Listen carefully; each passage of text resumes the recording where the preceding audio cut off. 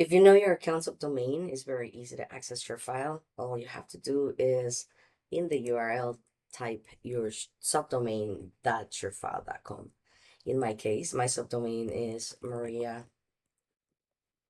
shared Maria Shelter dot sharefile.com.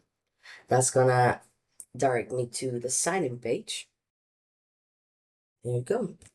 If you don't know your account subdomain, all you have to do is go to ShareFile main page, and on the top right corner, you're gonna see a login option. By clicking on login, the system, it will request your subdomain, and since we don't have it in this or following this example, right below the continue option, you're going to see a don't know your account subdomain option. By clicking in here, the system is going to request your email, and it will send you a list of all of the subdomains that you have been added previously. All you have to do is click on the link or the subdomain that you want, and that's going to redirect you to this specific site where I was at earlier. So very simple. At this point, let's just go ahead and sign in this time.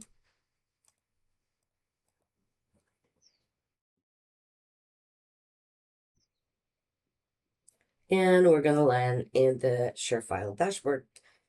This is basically what you're going to see as soon as you sign in. To the left is all of the features that you have available.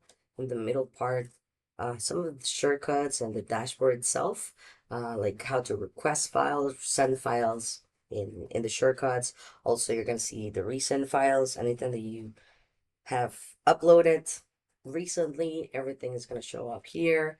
Some tutorials in case you want to take a look, and even the favorites if you want to add them. Since this is by default, the favorites are not going to be here, but if you want to add them, you're going to see this edit dashboard option. Click there and you can add the favorites too.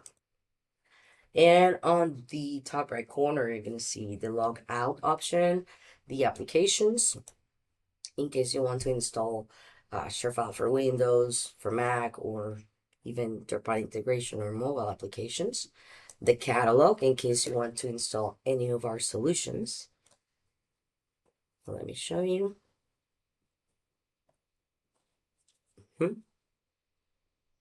And even the help option, what this do is basically is a button where you can go ahead and request a case with our support team in case you're having technical issues. Okay. Well, it's not requesting credentials, that's why it's giving me that error message, but the important part to see here is this chat with us option in the bottom right corner. In here, by clicking this bubble, it's going to request your information and is going to create a case with our support team. Okay, let's go back. And to the left, we're going to see the dashboard on the first option, the folders, so you can start creating folders, requesting and sending files to your clients. We have projects and workflows. These are features that comes with the premium plan.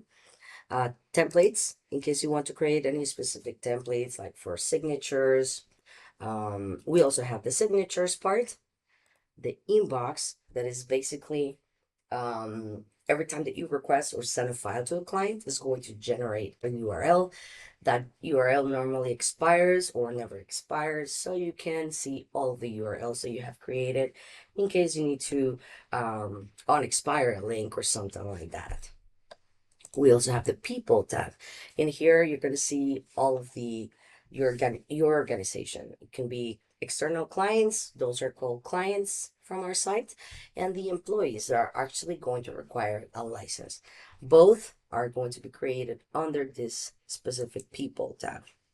And the settings for employees and clients, excuse me, the settings, you're only going to see the personal settings. For the administrators, you're going to have these other admin settings tab. FYI. Perfect. So let's go ahead and talk about the people tab. Normally, one of the first things that we recommend to a client is to start creating your employees and clients. So I'm going to show you how to create one. Again, the employees are going to require a license and they're going to be able to create folders, request files, even send for signatures if they want. So I'm going to show you how you can do an employee from zero. All you have to do is go to people, browse employees, and in the top right corner, you're going to see the create employee option. By default, the system is going to request name, last name, and email, oh, and company also. So let's go ahead and fill that out. Michael Vargas. I'm adding one of my coworkers.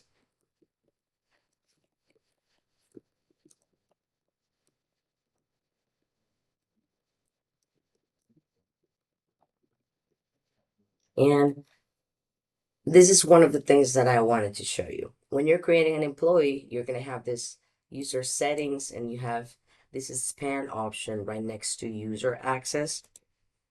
This is basically all of the permissions that you're providing to this person. So by default, the system is generating a normal permission for them or for that specific employee to request signature, create folders, things like that. But for example, the company account information, this is for you to edit like the logo or change the colors on the site, things like that. This is only something that administrator can do. But if you want someone to be able to have these permissions and be able to change this, you will have to come here and select those permissions, scroll down and save it at the end, okay? The permissions are something that you can review in just by going to Google and type in ShareFile employee permissions. You're going to see a document where you can see a little bit more of information of all of the permissions. But they are pretty straightforward just by reading them. I'm pretty sure that you're going to be able to see or understand what they mean. In this case, I'm just going to leave it as it is. I'm going to remove this company permissions. And you're also going to have the option to assign folders right away. Like if you have already a folder created for a client and you want to provide permission to Michael to be able to access that folder or request files, see the files there, you can do it right away. You can also create a distribution group in case you have, I don't know, a team of IT or a team of HR and you want to add him right away. You can do it from here. And you can also just copy existing folder permissions to this user. Right, so let's go ahead and create it as it is. Again, it's requesting or asking if I want to provide folder permissions. I'm gonna say continue anyway. And it's gonna give me a preview of the email that it's gonna send to Michael. I can also send a copy to myself or not, and even see a preview of the email that is sending. FYI, this is what they're gonna receive. Something saying, hello, Michael, Maria's shelter just provide access to you, right? Activating your account will allow you to create your password. So by clicking on that activate account, they will have the option to set up their own password. That's the preview of the email. I'm just going to leave it as it is and hit notify. Michael just being created. Okay, perfect. So let's go ahead and I also wanted to show you how to create a client works and how it looks since it's a little bit different. Again, a client is just a user that is external of your organization, someone that will just have the availability to upload, download files. You will have to grant the access to the folder that you want and the permissions that you want. This is not going to require a license, and you can have as many clients as you want. When you go to the People tab, you go to Browse Client Contacts and then add a client contact. The only options that you will have is file name, I'm sorry, first name, last name, email, and the company. But as you can see, the option to expand and see the extra permissions that you had on an employee is not showing up here anymore since this is just a client. I am going to add Catherine here so you can see how it looks.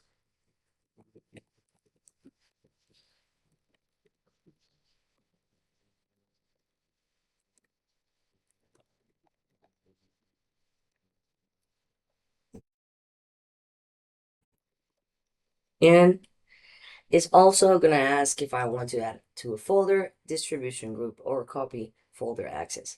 I'm going to leave it as it is and hit create and continue. Continue anyway. Same thing, I can see the preview of the email, and it's practically the same thing. It's telling me to activate the account and that you will have to add a password once you do that. Notify, and the client was just created. Okay, so now that I just created the client, let's go ahead and create a folder. So if you go to the folders tab, go to personal folders, you have the option to create personal folders if you want. But the most important one is the shared folders. In here is where you can start creating the folder structure that you want, or if you want to provide a specific client a folder. So all you have to do, let's go ahead and let's say that I want to create a folder to Michael, right? My new employee. I'm gonna come here and type Michael Vargas. When I'm creating a folder from zero, I can go ahead and assign this folder right away if I want from here.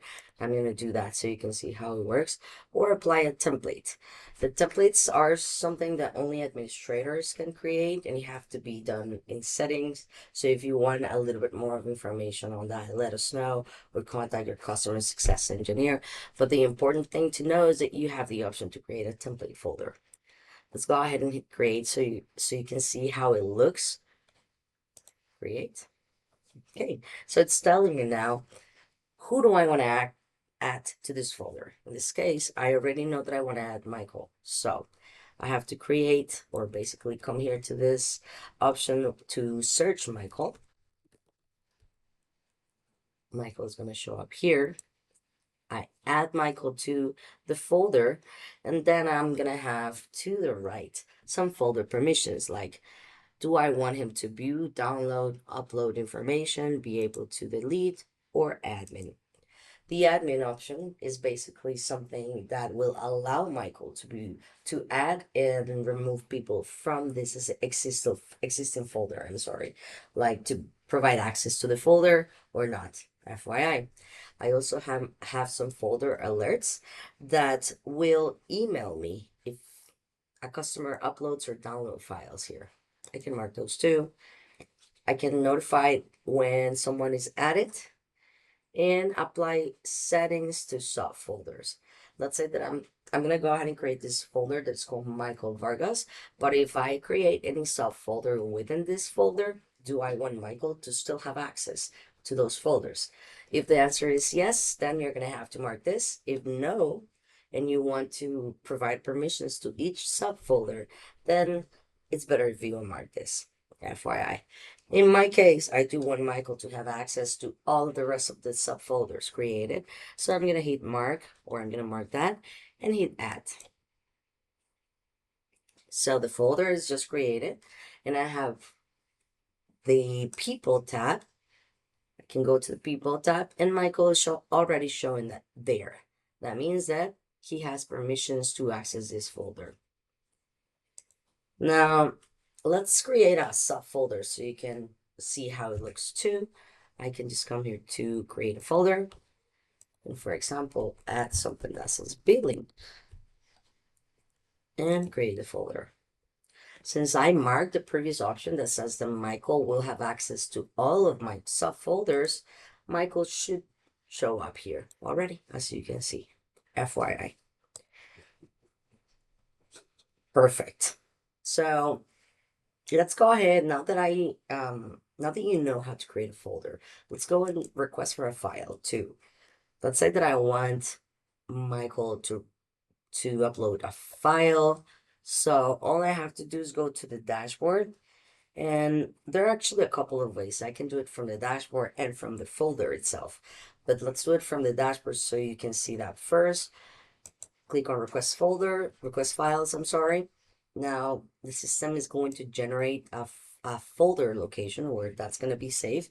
That is called the file box. This is FYI a temporary space.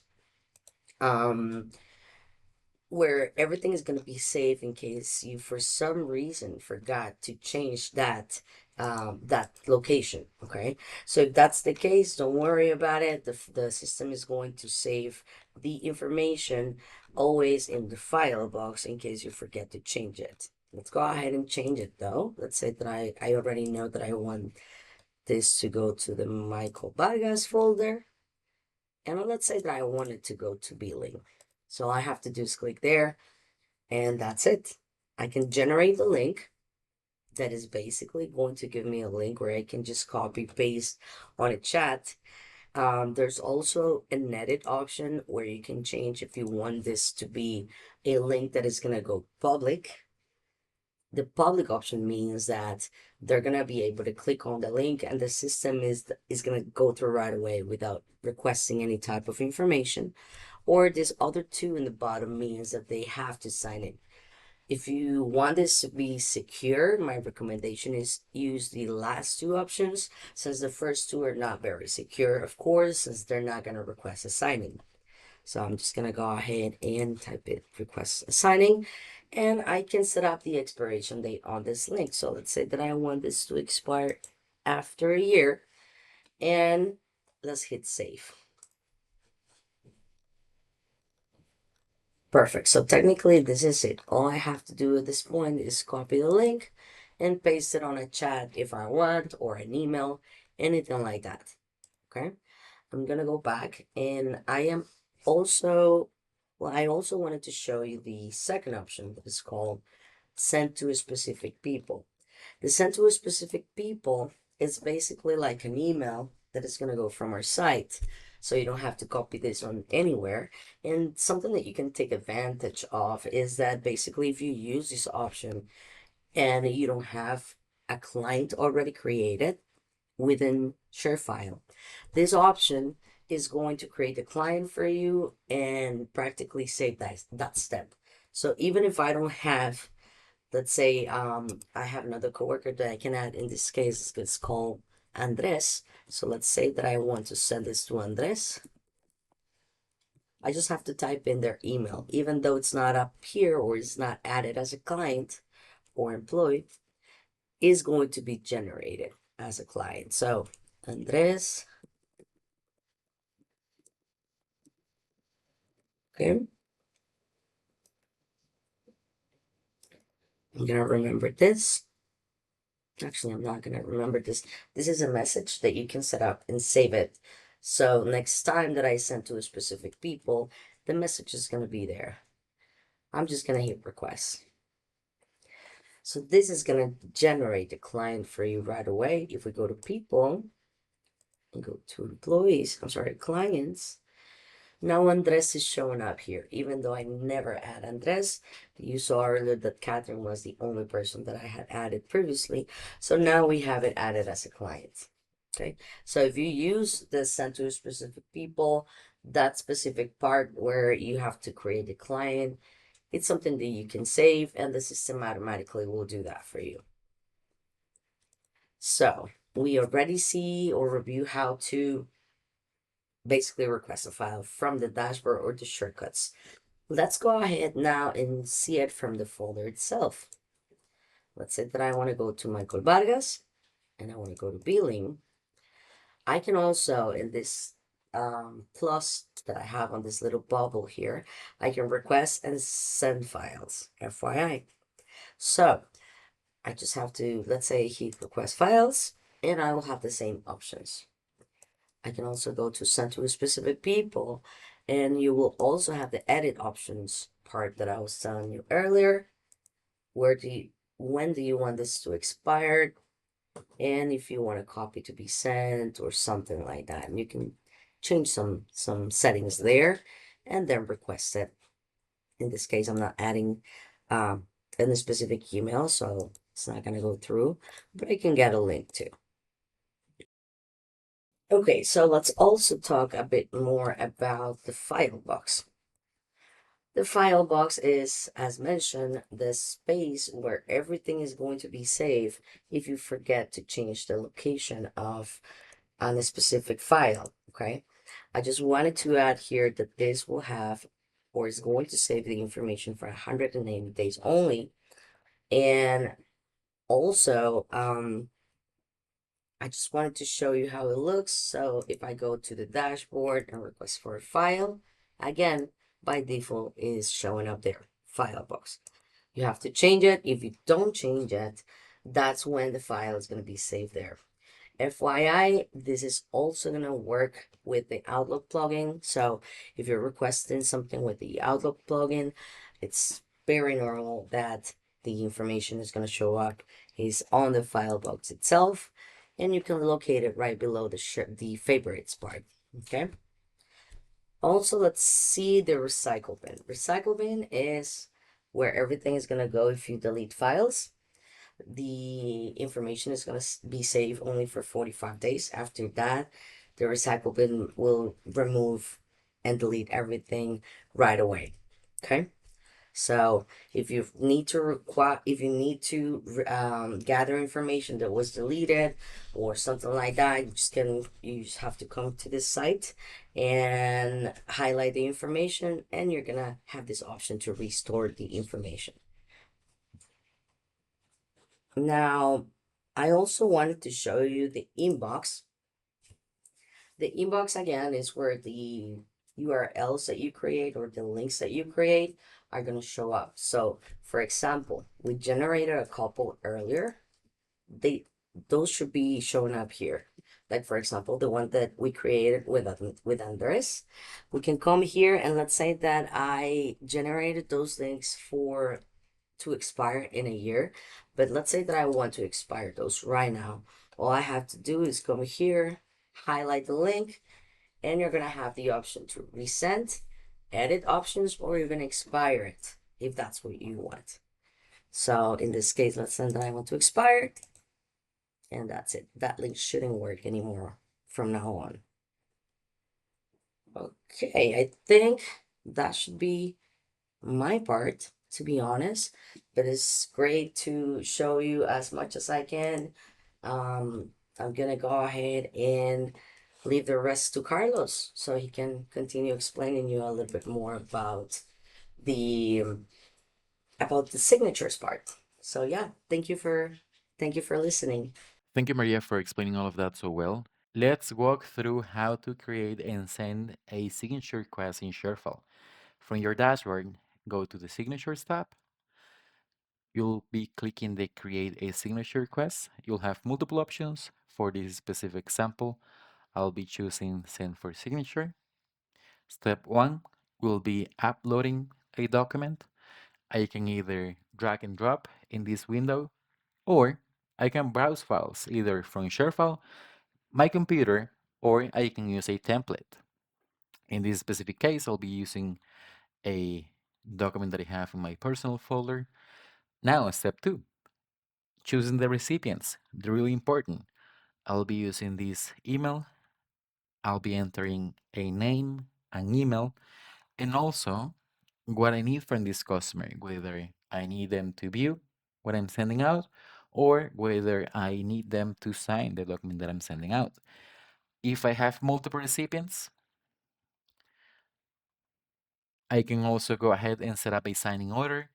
I can toggle the set signing order button, and now the recipient 2 will only receive the document after recipient 1 completes their part.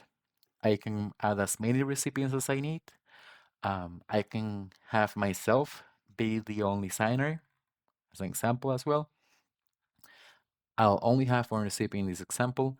You can have 5 different documents uploaded in every single package for signature.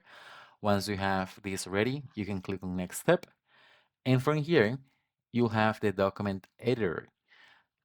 You'll have the option to add signature fields and place them where you need. You can have them be larger, smaller, bigger. You can also have initial fields placed as well. And you have multiple options. You have the date field, text fields, drop-down menus, checkboxes, even checkboxes groups. or you can have your customer attach a document once they sign it.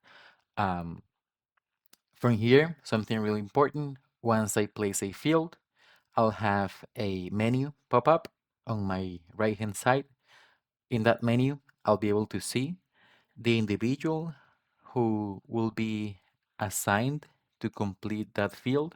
In this case, will be this person. I can also check the required field so that this individual has to complete the field and they won't be able to submit their answers before they complete it, right? I can also have a clear background. I can name the field if necessary. I can align the text or I can remove the field. So once you have all of the fields that you need in this document, you can click on next step. And then you'll have the option to make sure that what you did was correct. You'll have the document review. You can see the document name, something really important. You'll be able to see where this document will be stored within ShareFile. Once it's signed, from here, you can choose either a personal folder, a share folder, or even favorites if you have a folder there. You can see the recipients will be part of this process. You can add a note to all signers from here. You can have an expiration date. The maximum will be 365 days. And you have something really important, the security options. You can set up a passcode by toggling on this option right here. The system will give you a passcode, but you can create your own. Something really important is that you have to pass along this passcode to the recipient's ShareFile when provided in your behalf. You'll have to provide it yourself to them. And we also have the knowledge-based authentication, which is a quiz for authentication purposes. You can also have that one on, and signers will be locked out of the document after 3 attempts, just in case. We also have something really important, which are the default settings. From here, something that I get a lot of questions about is reminders. From here, you can have reminders sent out to the recipients either daily or weekly. The default one will be never. You can also send everyone an email with a completed PDF as an attachment. You can allow certain types of signatures to be used, either drawn, typed, uploaded, or you can even have them use blue ink in signatures in case that is necessary. And lastly, you can allow signers to download the original document before they sign it. Once you've made the necessary changes, you can click on save, and then you can go ahead and send the signature request. And as I said, once you are satisfied with all of those settings, hit send, and from there, you'll be able to monitor the progress of the document in the signatures area right here and track who has signed the document, view a complete audit trail, and that'll be the full process on how to send a signature request, start to finish. It'll be easy, secure, and customizable